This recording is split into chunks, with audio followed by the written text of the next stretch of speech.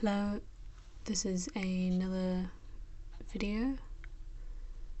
Today's video is going to be on plant and fungal diversity. Biodiversity is described using the taxonomical hierarchy. This is used to explain a lot about a species and its close to broad lineage. This is ordered by domain, kingdom, phylum, class, order, family, genus, and finally species.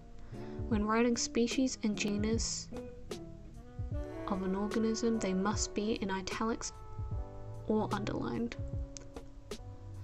There are a lot of different types of plants, with most of them in this day and age being Anthophyta, which has approximately 290,000 species. These are also known as flowering plants or angiosperms. The next being mosses, which have 25,000 and are known as Bryophyta. 12,000 species of Monophyta, which are ferns. 4,300 of green algae or Stratophyta, 1,200 lycopods, and only 750 species of gymnosperms, most being conifers. Despite plants seeming like they should have all come around at the same time, the major groups have arisen in different time periods. Bryophyta have seen to be dating around 450 million years ago. Lycopod, 10 million years after that. Monophyta and gymnosperms showed signs of erupting 308 million years ago, with angiosperms or flowering plants being the most recent group to arise at only 180 million years ago during the Jurassic era. Biodiversity of plants tends to see a lot more species in warm, damp areas like the tropics, but this is just for large amounts of different species. Biostatus of different areas can be looked at using endemic species, which means that they can only be found in that place. Native species mean that they have arrived unassisted and established in the location, whilst non-native have been brought into a place, deliberately or not. With that, while quantity of different species might be large in some areas in the world, the number of endemic species might be low, meaning that if the section got zapped out of existence, the species in that section wouldn't go extinct, whereas in a place with high quantity of endemic species would have the opposite. Islands that are far away from mainlands tend to have much higher biodiversity quality of plants than on mainland.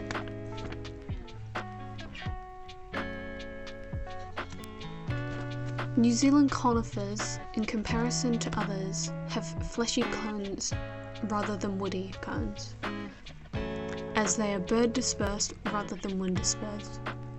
Beech trees in New Zealand have no endemic genre, as they are found in New Guinea, New Caledonia, and a small part of Australia, along with a small part of South America. This is because the locations were connected when Gondwana was around. What is a leaf? A leaf is a place for photosynthesis to occur, along with taking in CO2 and releasing oxygen. Leaves control water loss and contain lots of useful materials like carbohydrates and minerals. A true leaf, however, must have vascular tissue. This is specialized cells that transport water and nutrients, those being xyloseme cells.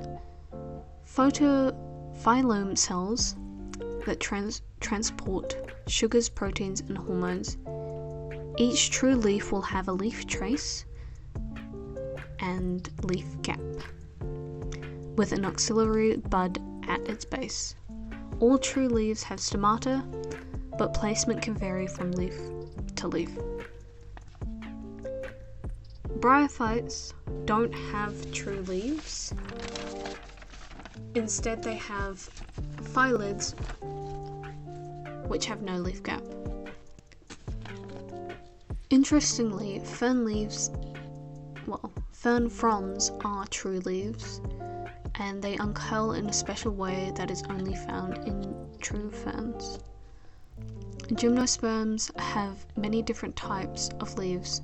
Most conifers have needle-like leaves, whereas most Psychophyta have fern-like leaves. Angiosperms have high vein density that also go back on themselves. This allows them to have chunks of leaves missing from predation and for the leaf to still be able to survive. They have flexible petioles, which allow them to rotate towards light, and they have leaf plate meristem. Early versions of flowering plants were most likely able to grow in low light conditions. Leaves are shaped in many different ways, but they can be grouped into simple leaves and compound leaves. Simple leaves can also be further grouped into two different types of lobed leaves, being palmately lobed or pinnately lobed. Palmately lobed have parts coming off like fingers, whereas pinnately lobed tend to be more like